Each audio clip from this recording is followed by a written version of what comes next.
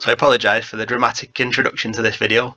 Banjo tabs are not that scary, they just need a bit of understanding. So what I'm going to do is just run through Banjo tablature for the complete beginners. So I put this slideshow together just to help us understand Banjo tabs, and it's aimed at anyone who's never read any kind of tab or sheet music before. So my name is Ben. I created the Banjo Adventures Discord, an online virtual space where new and beginner banjo players can all come together.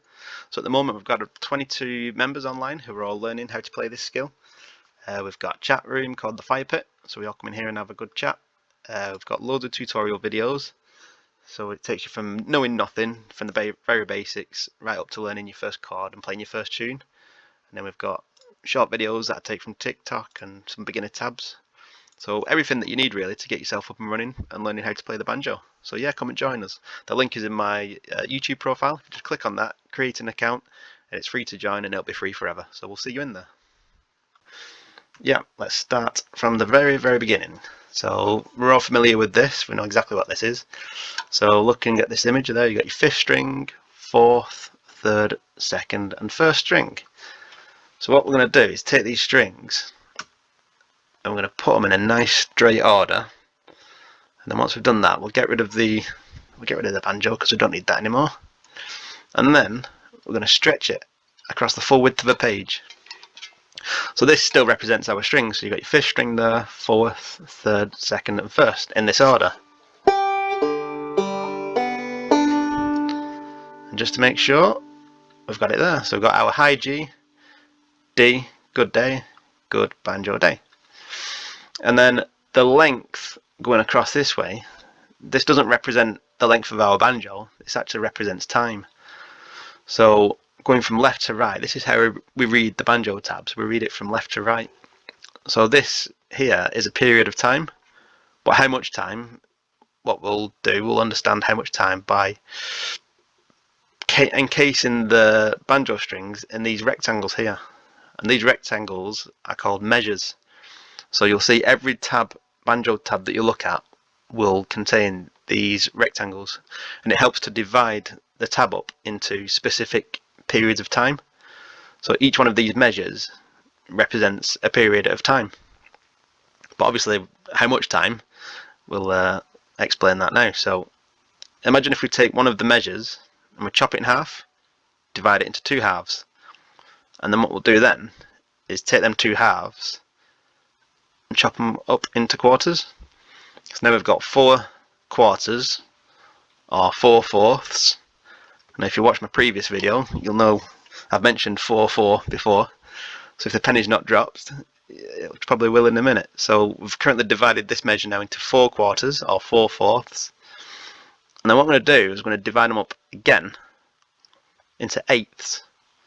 So if you look now, you've got 1 and 2 and 3 and 4 and. So we've divided this measure up into 8 eighths. And that's basically the period of time that these measures represent. In the common time, which I've mentioned before, the standard 4/4 timing, each measure represents 8 eighth notes.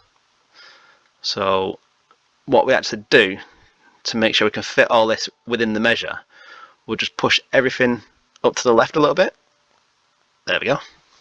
So now that is how the notes, in a minute we'll see the notes, will fit within the measure. So each one of these measures here represents 8 eighth notes, which will sound like this: 1 and 2 and 3 and 4 and. So let's put that into practice, let's start making some noise. So what we'll do is we'll play our very first piece of banjo tab. So this is about as easy as it's ever going to get with our tabs.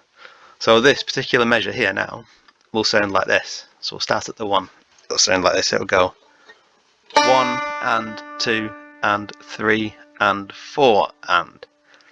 Not very exciting, but that's how it sounds.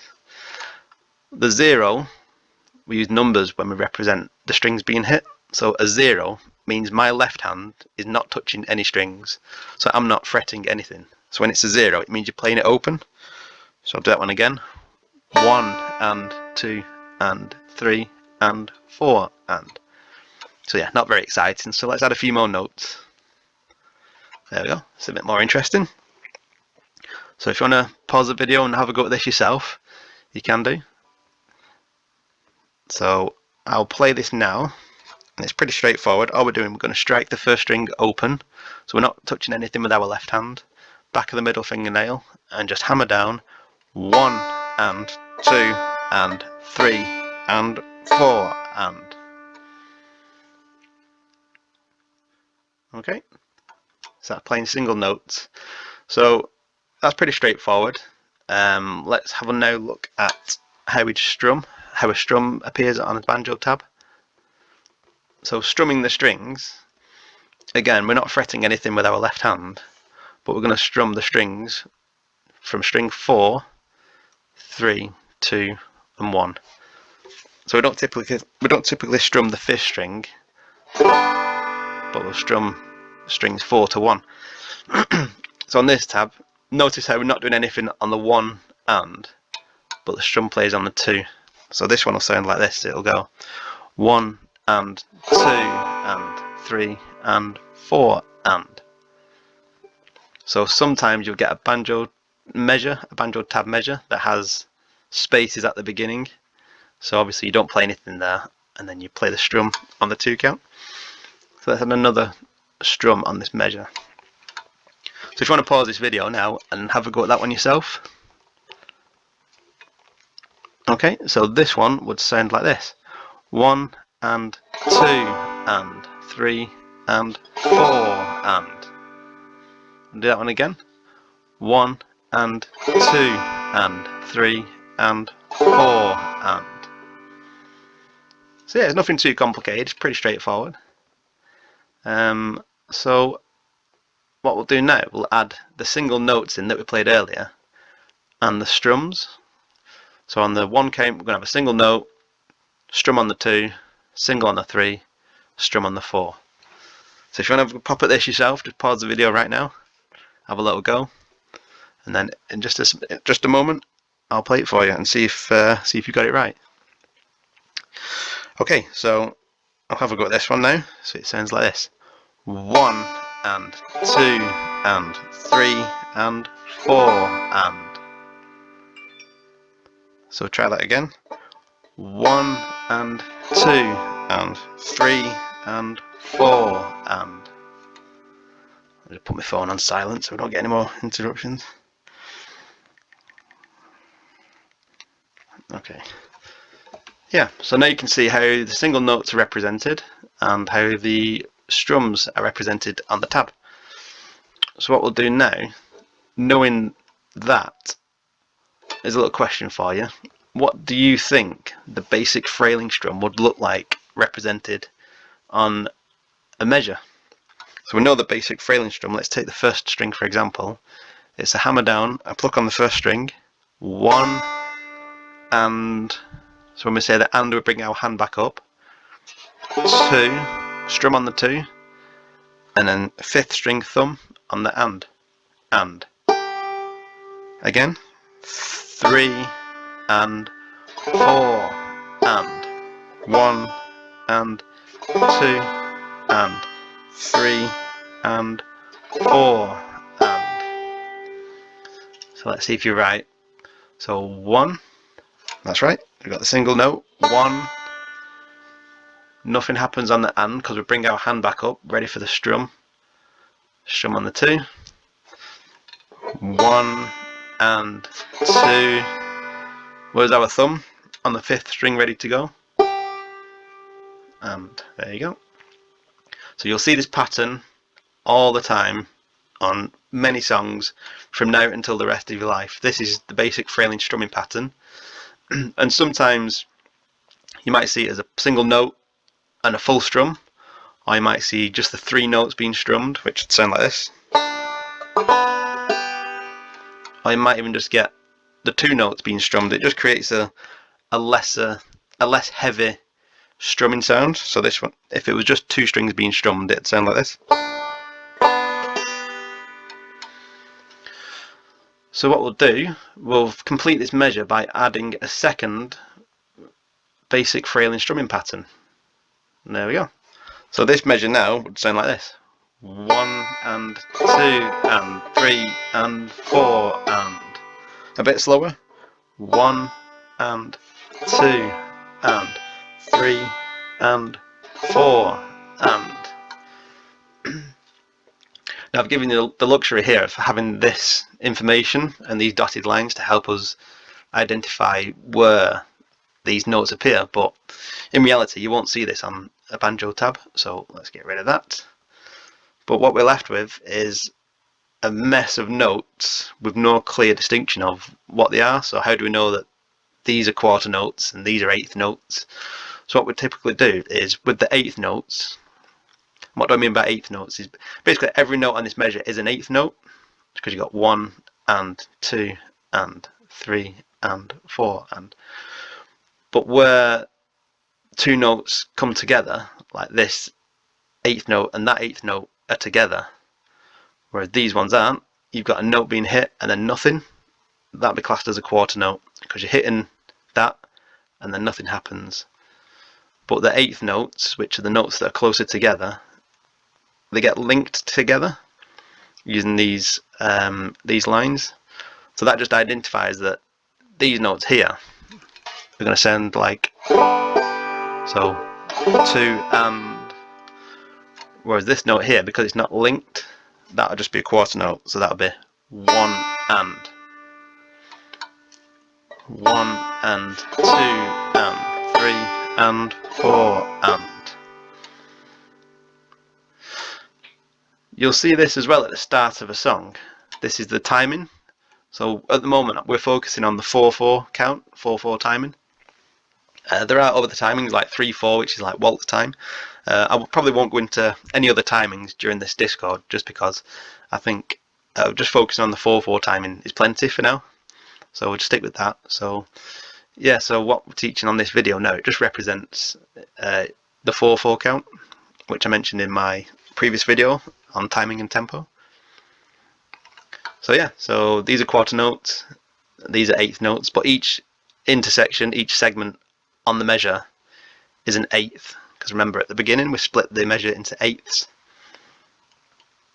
Don't worry, I'm not going to start getting all mathematical on you, that's about as much as we need to go as regards to maths is concerned. Just remember that each measure is broken up into eighths, which creates that 1 and 2 and 3 and 4 and. So if you want to pause the video now and have a little go at this, so you'll notice that each note being struck is going to go down like a ladder. So we're going to strike the first string, strum thumb, string 2, the second string, strum thumb, third string, and then fourth string.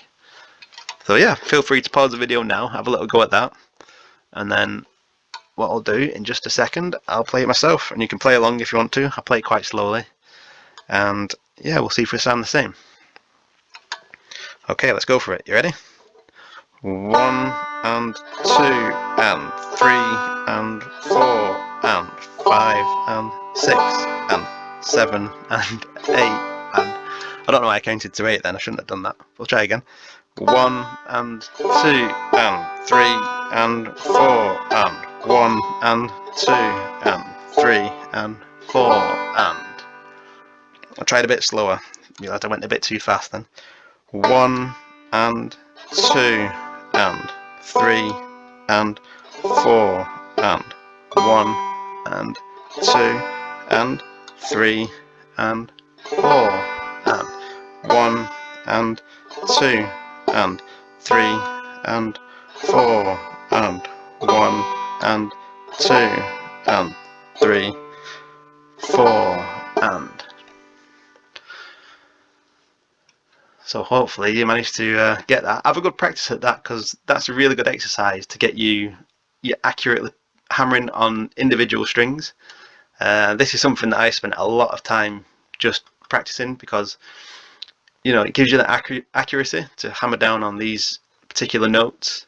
Because when you start playing a song, you want to be hitting these melody notes quite accurately to play the melody.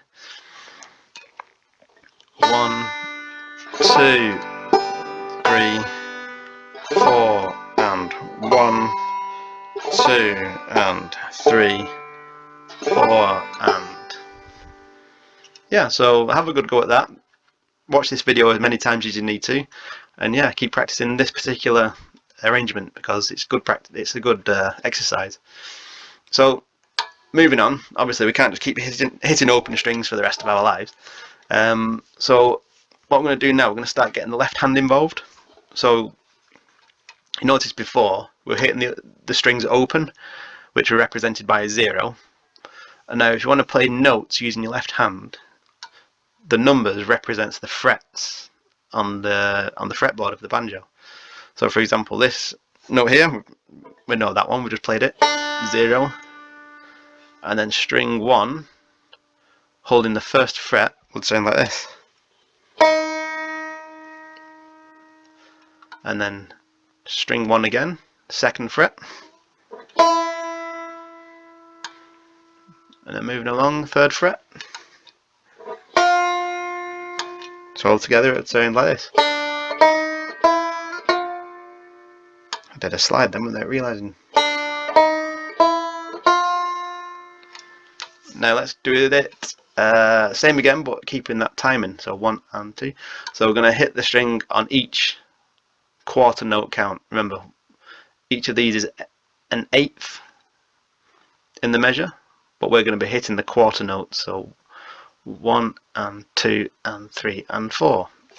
So it'll sound like this: 1 and 2 and 3 and 4 and 1 and 2 and 3 and 4 and. So now I'm going to introduce you to our first chord, which is called the D7 chord. So if you see my hand position here, and it's a good idea to have nicely trimmed nails, because if your nails are a bit too long, your nails could touch the wood on the fretboard and it'll stop you pressing these strings down nicely. So when we actually fret the string, so this D7 chord sounds like this. And if you notice where I'm actually pushing down on the string, I'm not pushing on the metal rail there.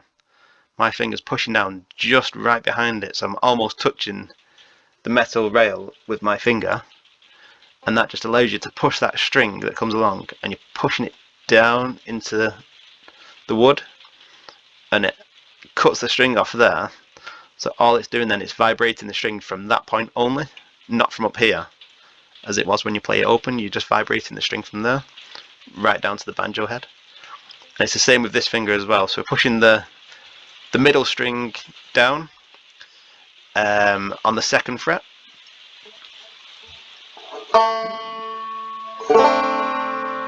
so that's the D7 chord.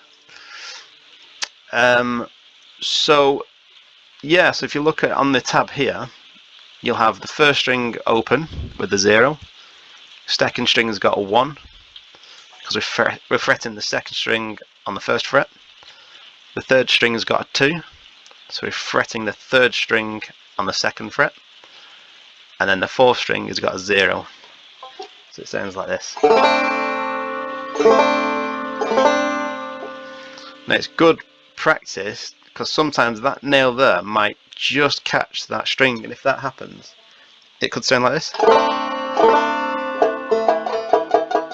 You might get like a, you hear that? You might get like a vibrating, like a tinny vibrating sound.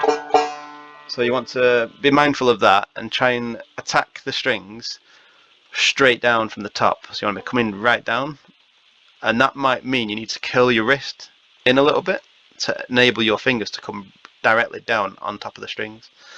And then the problem with this finger here, not so much the nail touching the third string, but the back of the finger catching the first string and muting the first string, which could make the first string sound like this.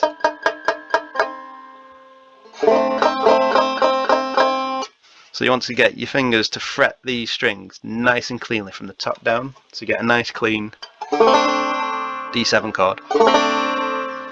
And then just practice just doing open G, D7, open G, D7. If you're wondering what that noise was before, it was the rain. I've got a conservatory with a plastic roof, so it does get a bit noisy when it rains. So you can practice that, open G, D7. open G, D7, and then what we're going to do, we're going to take that chord and we're going to practice the basic frailing strum using the D7. So even though that says 0 there, you can already have the strings fretted, because when we strike that as a note, when we play the chord, it's still open, if that makes sense. So even at this point here, we can hammer the string with the D chord already fretted in preparation for playing this strum, which will sound like this. 1, 2, and.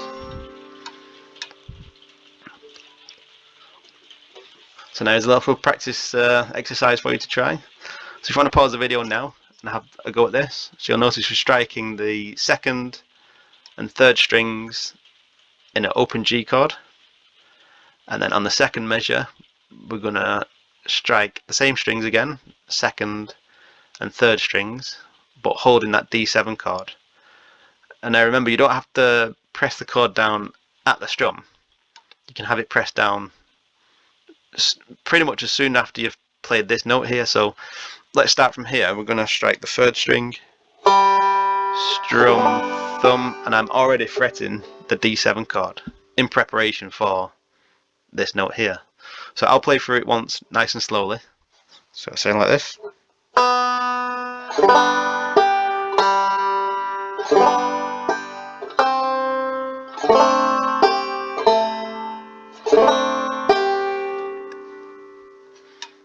So yeah, have a good go at that yourselves. Just practice it, play it over and over again. One last thing I'll mention is at the end here, you'll see this symbol a lot. So it's a thick black line after the end of a measure with 2 dots in the middle, and that's essentially a repeat sign. So what it means is you'll play through this section, and then once you get to this symbol here, you'll basically repeat it and play it all again. So let's have a go at that together. 1 and 2 and 3 and 4 and 1 and 2 and 3 and 4 and 1. Oh, messed it up. 1. Start. I'll start again from the beginning. 1 and 2 and 3 and 4 and 1 and 2 and 3 and 4 and 1 and 2 and 3 and 4 and 1 and 2 and 3 and 4 and. So there you go. That's banjo tablature for beginners. So the only way to get good at this sort of stuff is just practice, practice, practice. Like I say on my practice video, just 30 minutes a day, every day if you can, and you'll be getting used to this before you know it. So yeah, it's your turn to put it into practice now.